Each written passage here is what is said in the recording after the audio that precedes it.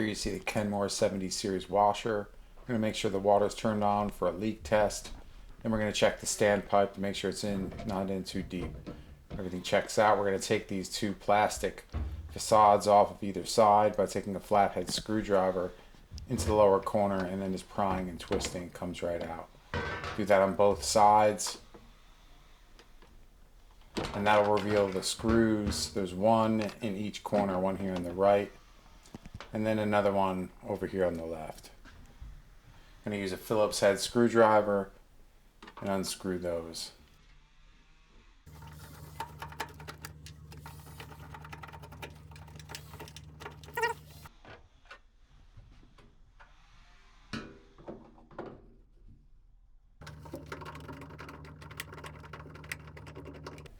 After unscrewing both screws, make sure that you unplug the machine before exposing any of the electronics.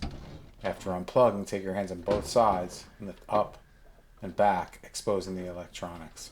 Notice that there's a text sheet over here on the inside that has wiring diagrams and other information. Put that aside. This is the lid switch. Disconnect the lid switch. Then notice there's two clamps on either side. You're going to take a flathead, put it inside, lean it against it, and pry it back. It's really simple to pop these out. You just pop them both out. And after you get both those out, you're going to grab the machine on both sides and then just tilt it back. And the whole cover comes off. The two side walls and the front, leaving only the back of the machine. Remove that out of the way so you can still work and put it aside.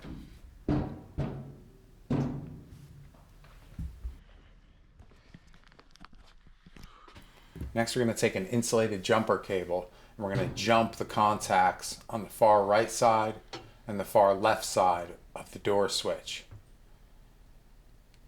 This will make the machine think that there is a door on it and that it's closed. And we're going to plug the machine back in, and remember that the water is still turned on.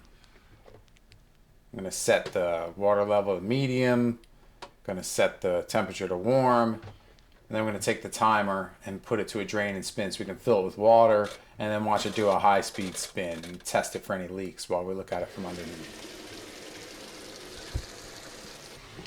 So we look underneath and we don't see anything dripping, no leaks around the pump here, right on the motor, no leaks right on the transmission. But we do see evidence of a leak. We see evidence of a long time leak is what it looks like. You see that dark stain right in the center there. That looks like it couldn't have been caused by just one single flood. Really dark rust stains under here. Now we see it with it spinning and the drain pump going, coming in the back. There's no leakings here. No leaking while the pump is going near the pump, around any of the hoses. No drips coming down, but you see that evidence of a long time leak with all those iron stains in the bottom there. Whoa, what was that? Oh, it looks like we got problems with the brake and the clutch in there.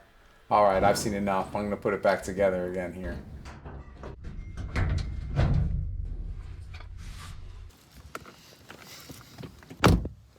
All right,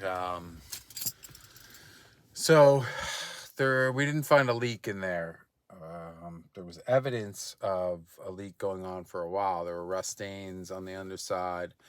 There were rust-colored water stains underneath.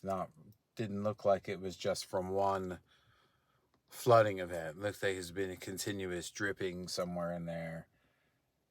And then when the machine went out of spin, it abruptly jerked to a stop. So there's something going on with the clutch, with the brake in there, which probably got rusted out from a steady drip due to the gasket along the center line, along the transmission and the brake assembly.